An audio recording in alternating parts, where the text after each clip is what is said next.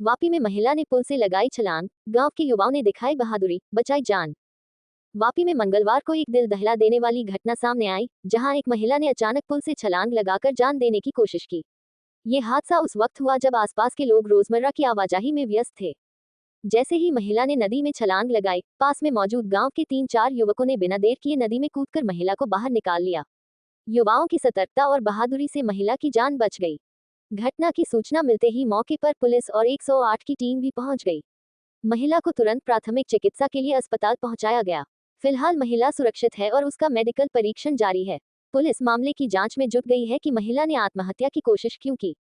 वहीं ग्रामीण युवाओं की इस साहसिक कार्रवाई की चारों ओर सराहना हो रही है। फिलहाल राहत की बात यही है कि समय रहते मदद मिल गई और एक जिंदगी बच गई। नहीं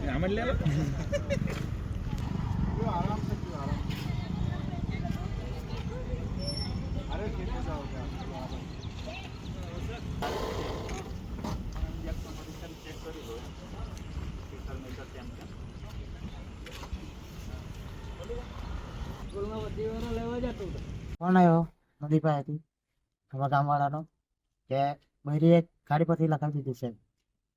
તો અમે આવ્યા અહીંયા જોઈ એક માણસ ઘોડે કાઢતા આવતો હતો.